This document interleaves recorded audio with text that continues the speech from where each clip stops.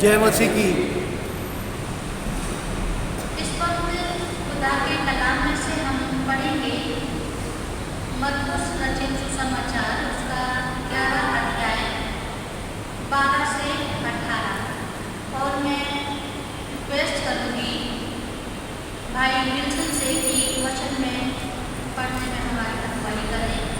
Mark 11, 12 to 18 verses।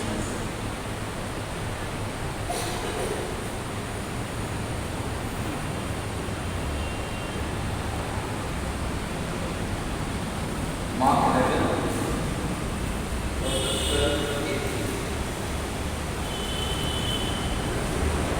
अब English में पढ़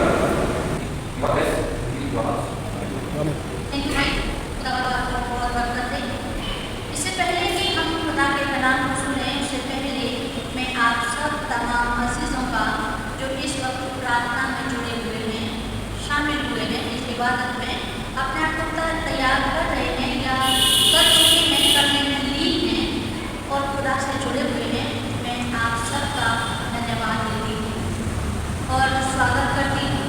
खुदा आपको और आपके प्राणों को बहुत ही आशीष दे। आमीन। आमीन। अभी जो कलाम आपके सामने पढ़ा गया, जो पाया जाता है मरकुस रचित सुसमाचार, उसका 11 अध्याय 12 से लेकर 18 तक, जो कि नए नियम में पाया जाता है, अभी हमारे सामने पढ़ा गया। इसमें दुख भोग सप्ताह के बारे में हम सबको बताया गया है। दुख जो प्रभु ने हमारे लिए उस हफ्ते में होगा जब वो अपनी मिनिस्ट्री के आखिरी दिनों में था, और ये दुख इसलिए होगा क्योंकि वो नहीं चाहता था कि पिता के लोग जिनको उसने बनाया, वो इस्राएली कौम और यहूदी लोग जिनको खुदा अपने राज्य का वारिस बनाना चाहता है, संसार के आडंबरों में बस के, संसार के गलत रीति रिवाजों में बस के, संसार की उन तमाम बातों में जो अंधकार की हैं फंस के, अपने आप को जिंदा और सच्चे परमेश्वर से अलग न करने। और ऐसे मौके पर खुदावंद यीशु मसीह यरूशलेम में प्रवेश करके आज वो बेतनिया में पहुंचा, यानी आज का दिन, सोमवार का दिन। और वहाँ से निकलकर वो यरूशलेम के मंदिर में जा पहुंचा कि यहाँ पढ़ा गया है कि यहाँ पर खुदावंद यीशु मसीह ने 2 काम आज के दिन किए। पहला काम कि जब वो 11वें आयत में लिखा है, जब वो यरूशलेम में पहुंचकर मंदिर में आया और बारों के साथ बेतनिया में गया, क्योंकि सांझ हो चुकी थी, हो गई थी। और 12वीं आयत में लिखा है जब वो निकले तो उसको भूख लगी और दूर से अंजीर यानी फिग का एक हरा भरा पेड़ निकट देख करके उसके पास गया कि क्या जाने उसमें कुछ पाए, शायद उसमें कुछ अंजीर हो जो उन्हें उठा के अपनी भूख मिटाए या इस समय उसकी जो जरूरत थी उसको वो पूरा कर सके। पर पत्तों को छोड़ कुछ ना पाया, क्योंकि फल का समय ना था। इस पर उसने उस पेड़ से कहा कि जा, अब मैं तेरा फल, अब से तेरा फल कोई ना खाए। और उसके चेले इस बात को सुन रहे थे। पहली चीज जो हम यहाँ देखते हैं कि परमेश्वर ने अंजीर के फल रहित उस पेड़ को श्राप दिया। मेरे अजीजों, वो पेड़ अपने में बिल्कुल हरा भरा था, लेकिन जब प्रभु ने उसके अंदर कुछ पाने की कामना की, अपने आप को बढ़ाकर अंजीर को तोड़ने की कोशिश की, तो वहाँ कुछ नहीं पाया। और प्रभु को उस वक्त गुस्सा आया और प्रभु यीशु ने उस पेड़ को श्राप दिया। इसके विषय में एक बात तो स्पष्ट है, यहाँ पर अगर हम ध्यान दें, मैं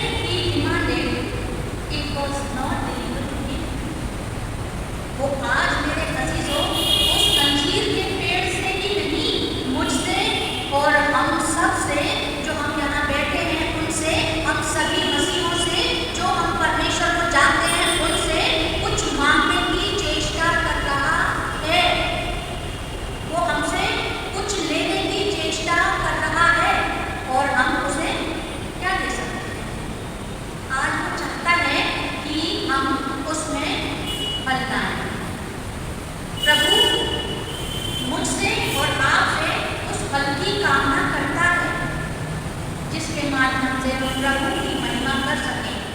आज हम सबको ये बात जानने की आवश्यकता है कि प्रभु हमसे कुछ डिमांड करता है। हम सिर्फ मांगते हैं, लेकिन वो भी हमसे कुछ चाहता है। अगर वो ना दे तो हम तुरंत फिर देते हैं प्रभु तुम्हारी सुनता ही नहीं। लेकिन क्या हम प्रभु की सुनते हैं? नहीं। यूहन्ना की इंजील उसके 15वें अध्याय को अगर ध्यान से देखें, यूहन्ना जॉन 15 उसका 3rd आयत में यहाँ पर प्रभु सच्ची दाखलता की बात कर रहे हैं और यहाँ कहता है 30वीं आयत में, मैं पढ़ रही हूँ, आप लोग कृपया बाइबल लेके आए हैं तो मेरे साथ देखिए। तुम तो उस वचन के कारण जो मैंने तुमसे कहा है शुद्ध हो, और इस शुद्धता में मुझसे और आपसे आगे उसकी इच्छा क्या है कि जो फल हम लाएं उस शुद्धता में लाएं। और वो कहता है कि तुम मुझ में बने रहो और मैं तुम में। जैसे डालियाँ यदि दाखलता में बनी ना रहें तो अपने आप से नहीं फल सकती। हम वो डाली नहीं है कि बोतल में पानी भरा और डाल दिया और हो जाए। हम वो डालियाँ हैं जो प्रभु में जब तक लिपटे नहीं रहेंगे तब तक फलदायी वृक्ष नहीं बन पाएंगे, ना ही हम हरे भरे रहेंगे। हम ऐसे मसीहों को भी बखूबी जानते हैं जो अपने लाइफ में बाहर आपको काम करते हैं, सब लोग जानते हैं। ऐसे बहुत से मसीह हैं जिन्होंने चर्चेस का मुंह तक नहीं देखा और उनके चेहरे से पता चलता है कि वो कितने फ्रूटफुल हैं। किसके दिया हुआ है उनके पास पता नहीं, लेकिन उनके चेहरे पे एक अजीब सी मायूसी छाई रहती है। वैसे ही तुम भी यदि मुझ में बने ना रहो तो नहीं फल सकते। आज प्रभु हमसे इच्छा करता है, उस समय तमाम यहूदियों और इस्राएलियों से इच्छा रखता था कि परमेश्वर में बने रहें और उसमें फल लाएं, उसकी इच्छा के अनुसार फल लाएं। आज हमसे भी वो यही चाहता है कि उसमें बने रहें और उसकी इच्छा के अनुसार फल लाएं। अगर हम यूहन्ना की इंजील को देखें 15वां अध्याय उसकी 8वीं आयत में, 15वां अध्याय उसकी 8वीं आयत में हम पाते हैं, मेरे पिता की महिमा इसी से होती है कि तुम बहुत सा फल लाओ, तभी तुम मेरे चेले ठहरोगे।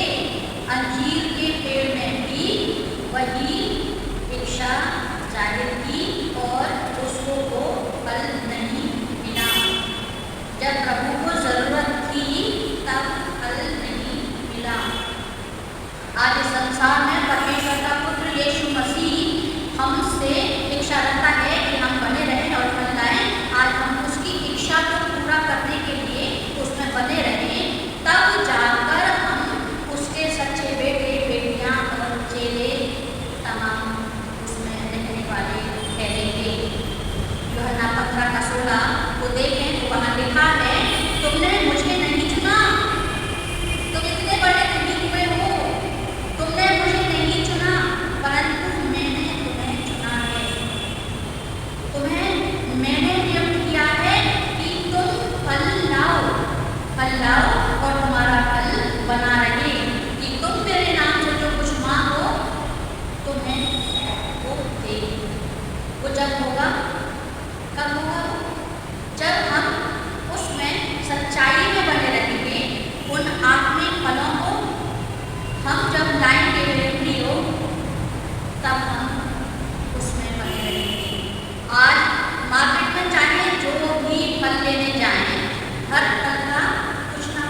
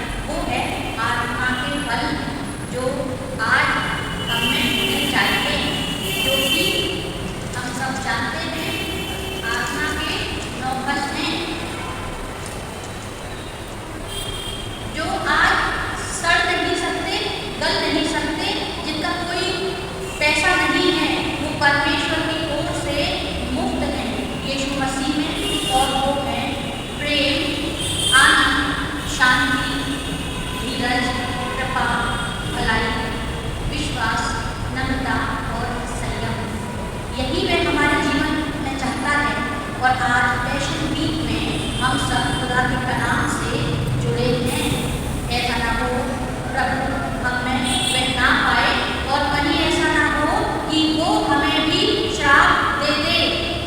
जब हम प्रभु में आगे बढ़ते हैं तो लिखा है कि जब चेले वापस आ रहे थे तो उस अंजीर के पेड़ को देखा और कहा, देख प्रभु ये तो सूख गया।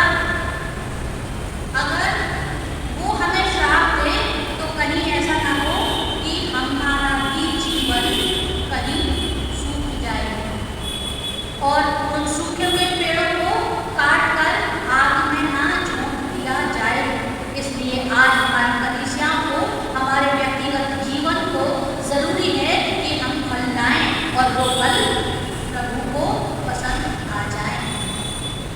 मेरे अजीजों, आज जो दूसरी घटना है वो प्रभु के जीवन में जो हुआ उनके आखिरी दिनों की मिनिस्ट्री में वो था जब प्रभु उस पवित्र मंदिर में गया। और मरकुस 11:15 से 18 में इसका जिक्र हम पाते हैं।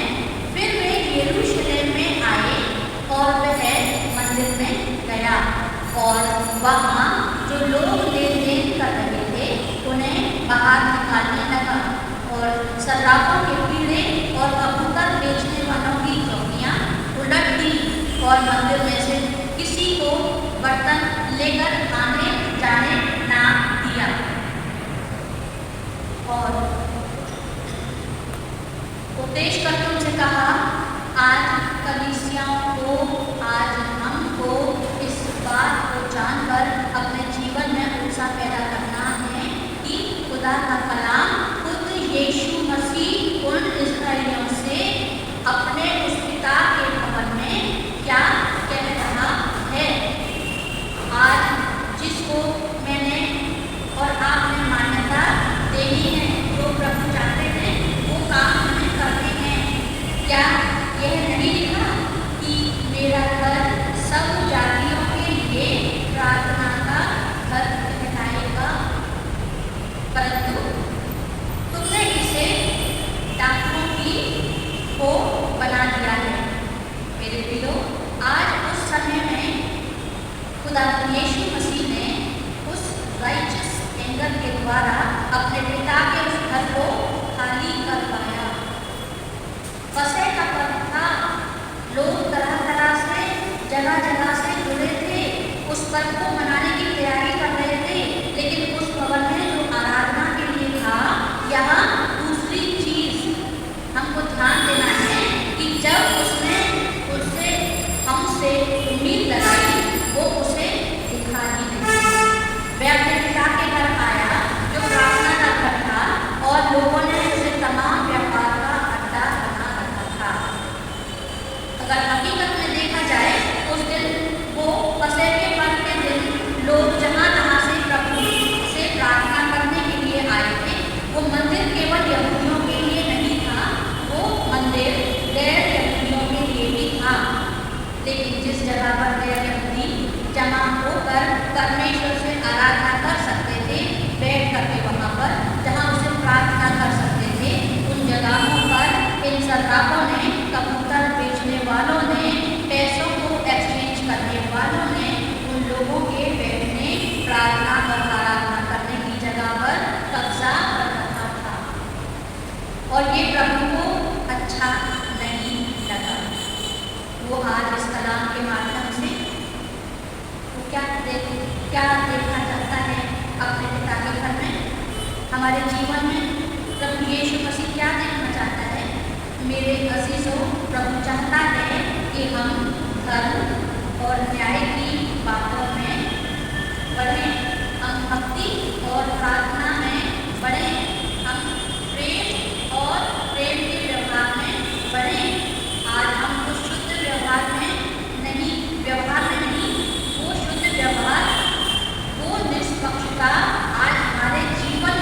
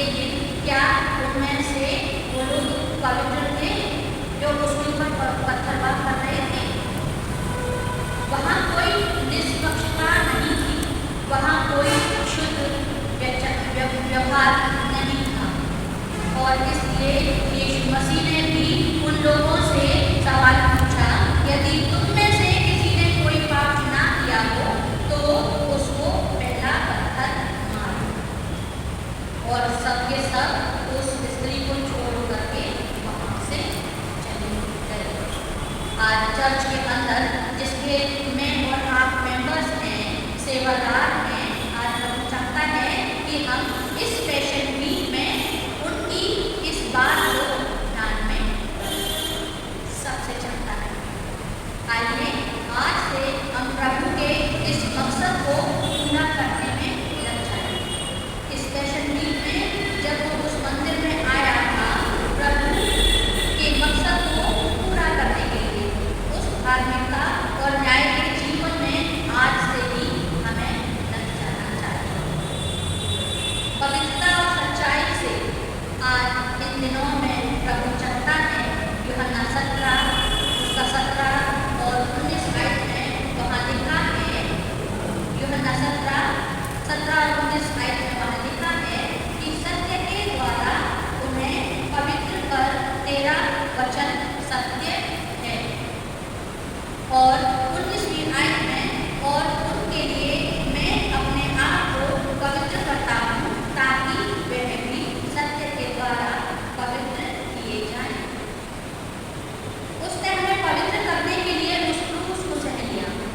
इफिसियों 5:25 का 27 में लिखा है, इफिसियों 5:25 का 25 से 27 में लिखा है, हे पत्नियों अपनी पत्नी से प्रेम रखो जैसा मसीह ने कलीसिया से प्रेम रखा और उसके लिए अपने आप को दे दिया कि उसको वचन के द्वारा जल स्नान से शुद्ध करके पवित्र बनाए। और आगे 27वें आयत में उसे ऐसी तेजस्वी कलीसिया बनाकर अपने पास खड़ी करे जिसमें ना कोई कलंक, ना त्रुटि और ना कोई ऐसी वस्तु हो, वरन पवित्र और निर्दोष हो। दूसरी चीज, आत्मा और सच्चाई के साथ महिमा करने वालों की आज उसको जरूरत है अपने पिता के घर में। तीसरी बात, प्रभु नहीं चाहता कि हम व्यक्तिगत लाभ और व्यक्तिगत महिमा के लिए भवन को इस्तेमाल करें।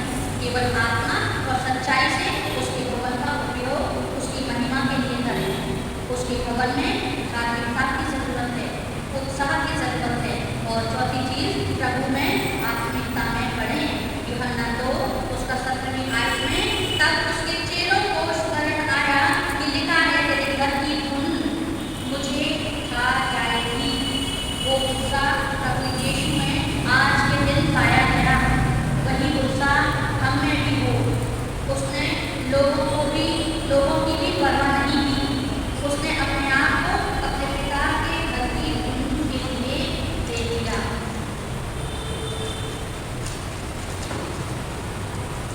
पांचवी चीज, हम उन चीजों के लिए आवाज उठाएंगे जो परमेश्वर के पवित्र मंदिर को अशुद्ध करती है, अपवित्र करती है और इस मंदिर को अपमानित करती है।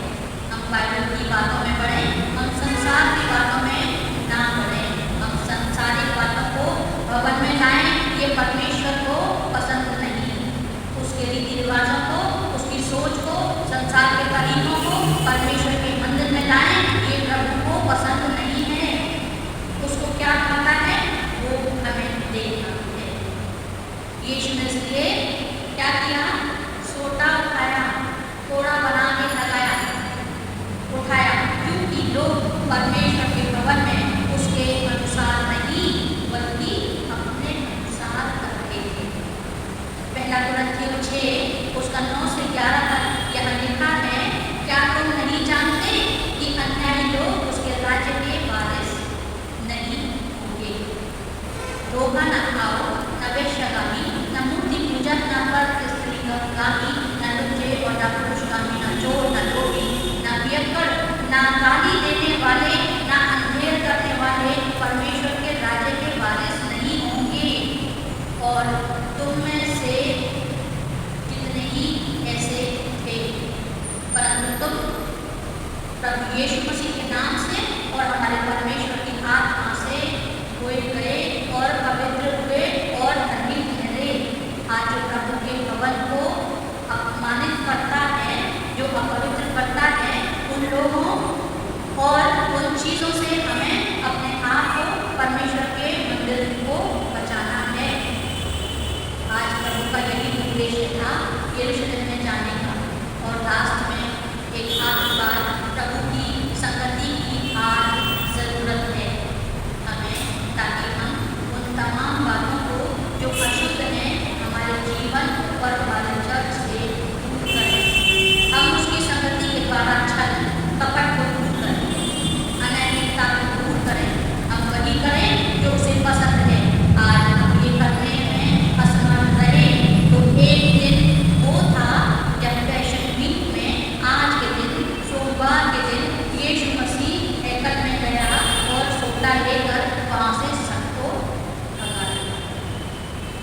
उसके घर को अपवित्र कर रहे थे।